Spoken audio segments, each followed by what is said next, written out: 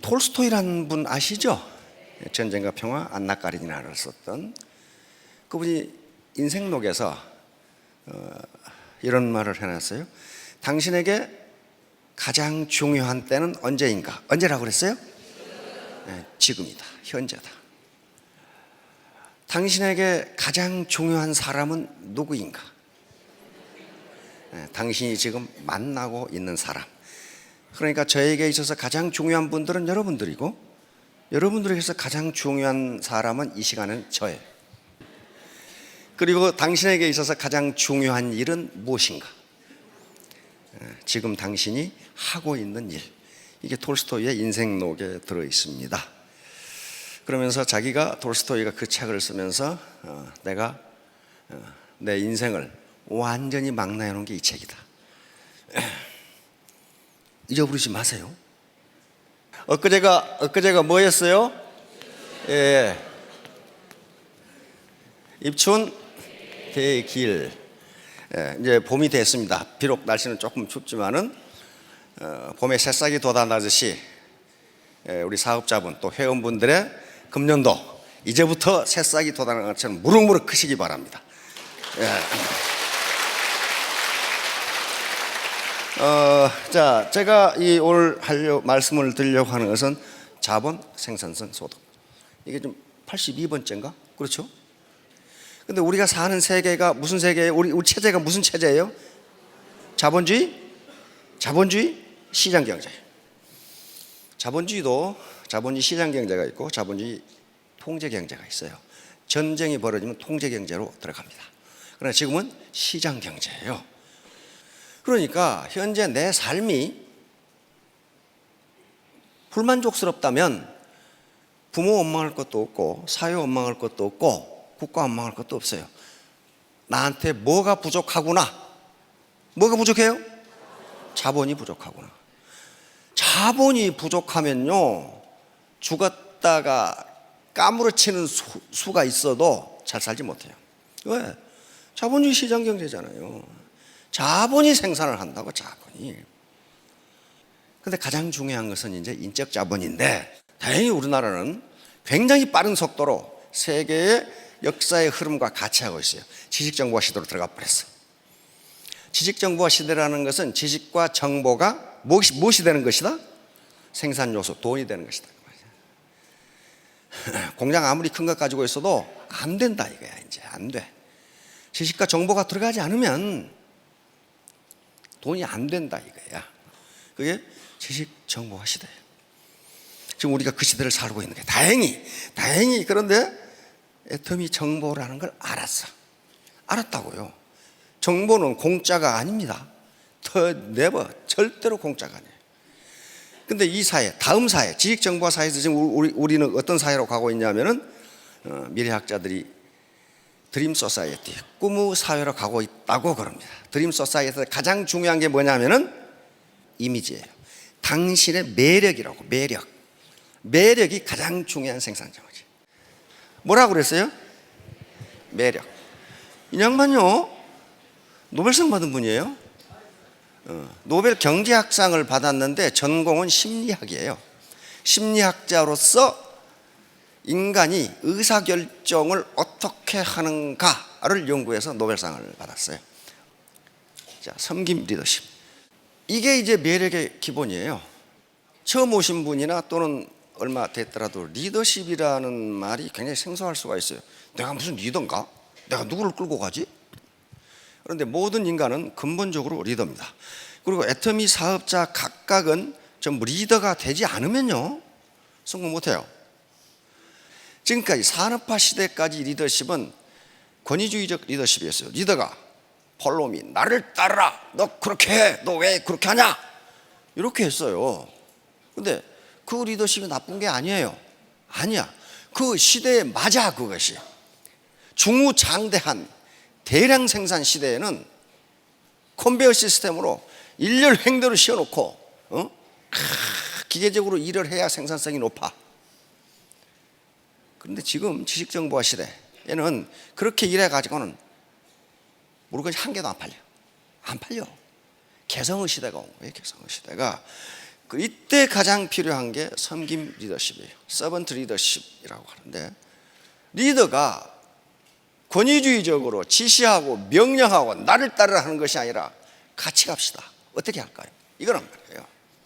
그러면 이 섬김 리더십은요, 그러니까 파트너를 어떻게 섬기고 지원하고 후원해 주란 말이에요. 그렇게 한 게 섬김 리더십이에요. 자, 그러면 이 사람이 서번트 리더십이라는 책을 저술한 거야. 그런데 이 사람이 어디서 그 아이디어를 얻었느냐? 요 헤르만 헤세의 소설을 읽고 서번트 리더십이라는 걸 아이디어를 번쩍하고 얻었어요. 여기에 동방으로 여행, 헤르만 헤세 있죠? The Journey to the East, 동방으로 여행에서 여기에 레오라는 인물이 나오는데, 여행 집단 중에, 단체 중에 레오라는 인물이 나오는, 레오는 그 단체 하인이야, 하인. 쑥 동방으로 그 무리가 가는데 어느 날 갑자기 레오가 없어졌어.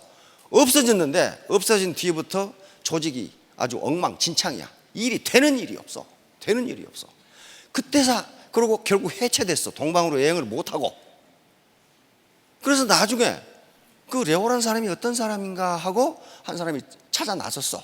몇 년 만에 찾았는데 자기들이 여행을 할 수 있도록 도와준 큰 교단의 리더야.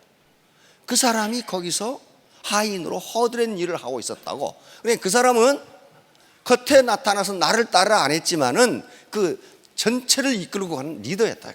거기서 아이디어를 얻은 거예요, 이 사람이. 아, 이제 앞으로 시대는 이렇게 돼야 된다. 근데 그 당시는 냉전이 한참 진행되고 기업 간에 치열한 경쟁이 진행되는 시기이기 때문에 별로 관심을 얻지 못했어. 근데 20년 후에 그 책이 나온 거예요.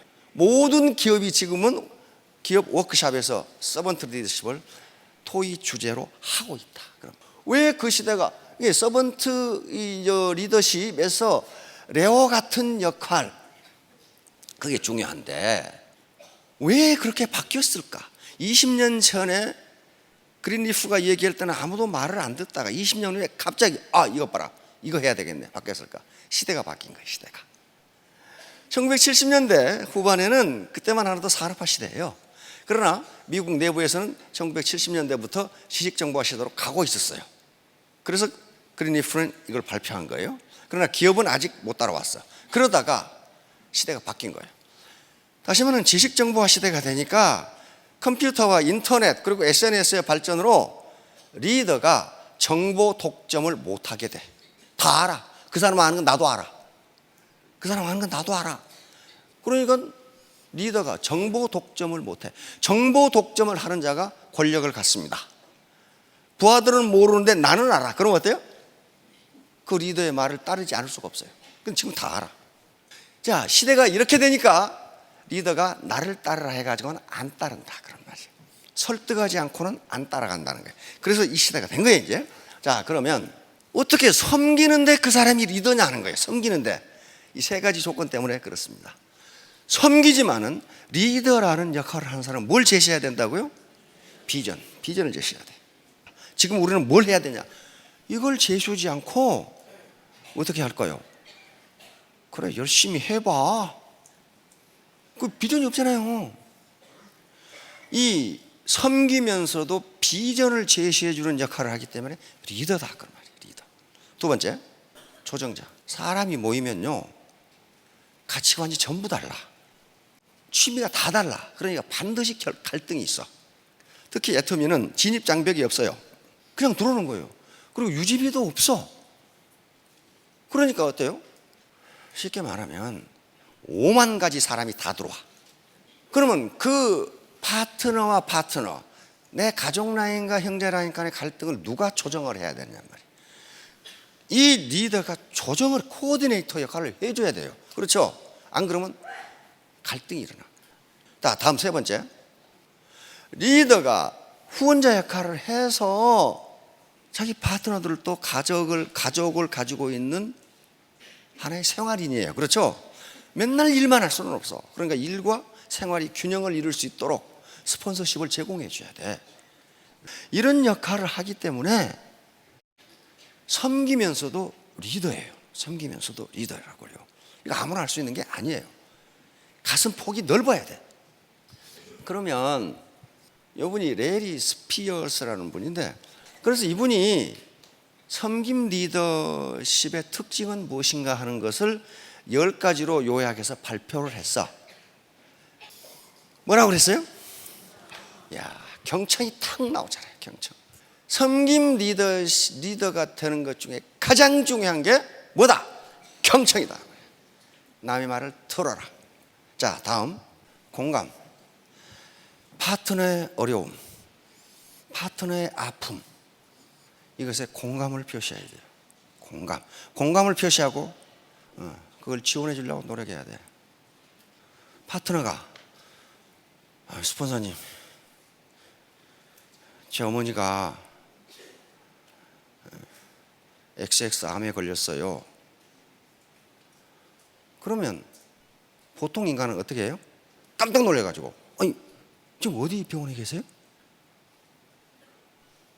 돈을 많이 못 드리지만 10만 원이라도 치료비 보태 쓰세요 하고 들을 수 있죠. 그런데 마이 동풍이야. 그거하고 나하고 무슨 상관이 있어요? 상관이 있어요. 상관이 있다고요. 그 간단한 말 한마디가 사람의 마음을 끌어당긴단 말이에요. 끌어당겨. 다음 치유, 힐링. 인간은 어떤 이유로 사기가 떨어진 사람이 있어요. 그렇죠? 사람이 사는데 그거 없겠어요? 사이가 떨어지거나 막 노력하는데 파트너가 늘지 않거나 힘 빠지죠. 이런 경우에 리더의 위치에 있는 사람은 개인적인 문제, 가정적인 문제를 어떻게 하면 치유해서 정상 상태로 돌릴 것인가는 신경을 쓰라는 거예요. 이게 리더예요. 이게 리더라고요. 지가 그러든가 말든가 나하고 무슨 상관이 있어. 그래 버리면 그 리더가 아니라는 거예요. 자, 다음. 이것은 이게 섬김 리더십이지만은 그 사람이 리더인 것은 환경의 변화를 파트너보다 더 신경을 가지고 먼저 알아내야 된다는 거예요. 이 세상이 어디로 흘러갈 것이다. 그러면 나는 이 파트너를 데리고 어떻게 갈 것인가를 미리 알아야 돼요. 알아. 옛날 어르신들 우리 속담이 알아야 면장한단 말 있죠. 알아야 돼. 알아. 먼저 알아. 그것도 먼저 알아야 돼. 뒷북치면 안 돼. 먼저 알아야 돼요. 먼저. 그래서 만약에 자기 스폰서가 환경의 변화를 인지하지 못하면 그 라인은 안 커요. 안 커. 설득. 이게 섬김 리더십의 가장 중요한 특징 중에 하나입니다. 권위주의적 리더는 나를 따르라야. 그렇죠? 안 따라오면 끌고 가면 돼. 그러나 섬김 리더십은 그렇게 해서는 리더십 발휘가 안 된다는 거예요. 왜? 마음으로 승복을 안 해. 안 따라가.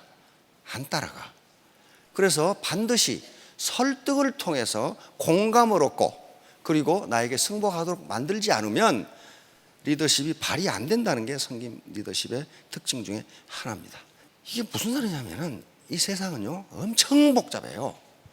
그러니까 개념화는 뭐냐면 이 복잡한 현상을 내가 파트너들에게 어떻게 설명해 줄 거냐는 거야.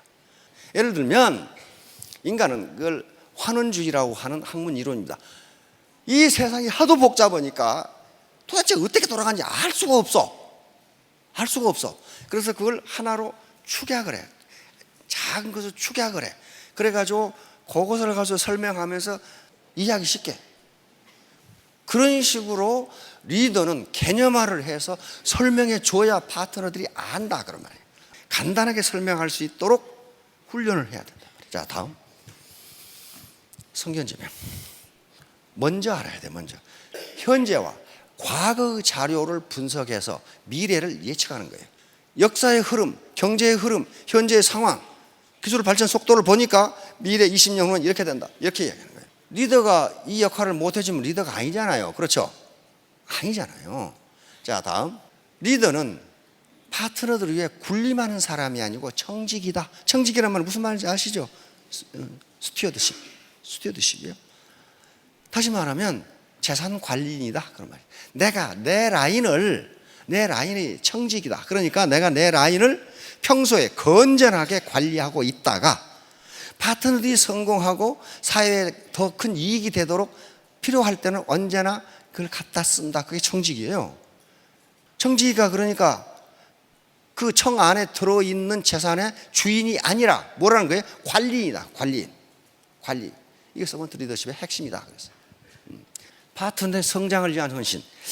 그러니까 이 서번트 리더십도 다단계를 생각하고 만들어 놓은 것 같은 기분이 자꾸 들어. 이거 왜 이 서번트 리더십, 성김 리더십이 우리 애터미가 딱 맞다고 그랬냐면은 우리 사운회가 그게 결정이 돼 있어요. 영혼을 어떻게? 소중히 여기며 생각을 경영한다. 믿음에 굳게 서며 겸손히 섬긴다. 겸손히 섬기는 거예요. 인간으로서의 존엄성은 같다고 인정해 주는 거야. 그러므로 나는, 리더는 이 인간을 성장시켜야 된다. 성장. 어떻게? 정신적으로 성장시켜주고, 여기 나와 있죠. 어떻게? 개인적 성장. 이 사람은, 그러니까 이런 사람을 자기 개발, 자기 발전을 할 수 있도록 도와줘야 된다. 그 다음에 어떻게? 직업적으로 애터미 사업을 좀 더 잘하도록 애터미 사업의 본질과 핵심을 알려줘야 된다. 세 번째는 뭐예요? 정신적으로 안정이 될 수 있도록 지원해야 된다. 이게 파트너의 성장이에요. 랄프 waldo 에머슨이라는 미국의 철학자가 있습니다. 현재 미국의 정신을 만들어낸 사람이요. 그 사람이 뭐라고 했냐면, 당신이 나를 끌어올리려면 당신이 나보다 높은 곳에 있어야 한다. 높은 곳에 여기서 내가 이렇게 끌어올려 줄 수 있다, 그 말이야. 그 말은 무슨 말이에요? 리더가 파트너들을 성장시키려면 누가 먼저 성장해 있어야 한다? 리더가 먼저. 이게 마지막이 공동체 형성. 무슨 말이냐면요, 옛날에 우리가 살 때는 한 마을에서 지역 공동체를 이루고 살았어요. 거기에 일가 대소가 또 다 모여있는 경우가 있어. 그렇죠? 그럼 어때요? 어느 집에 결혼식이 있다, 초상이 났다 그러면 온 동네가, 어떤 사람은 콩나물 삶아가고 어떤 사람은 뭐 삶아가고, 하나의 공동체로 마치 형제지간처럼 그렇게 살았어요. 그렇잖아요. 그런데 도시화가 진행되고 산업화가 진행되면서 이 지역 공동체가 깨져버렸어. 그러면 그 공동체를 친구로, 내 라인, 내 파트너, 내 센터, 내 팀을 마치 피를 나눈 형제처럼 만드는 그 역할을 누가 해줘야 된다? 리더가 해줘야 된다. 리더가. 그렇게 되면 사업에 성공하고 인생이 그렇게 고달프지가 않아요. 내가 어려웠을 때 누가 달려와요? 친구가 달려오잖아요. 친구가 아닌 놈 안 달려와. 친구가 아닌 놈 언제 달려오느냐? 내가 밥 살 때 달려와. 그러면 내가 어려움에 처했으면 그러면 어디 가버리고 없어. 그래서 그렇게 만들라는 게 공동체를 만들라는 거야. 그래야만 당신의 조직이 발전한다는 거예요. 그렇게 하시겠죠? 그렇게 하시겠죠? 어떻게 되자고요? 따뜻한 사람이 되자. 결론 하나입니다. 따뜻한 사람이 되자. 내가 따뜻하면 파트너들은 따라오게 돼 있어요. 아시겠죠? 예, 3년 후, 5년 후에 모두 월천택 월천남이 되시기 바랍니다. 네, 감사합니다.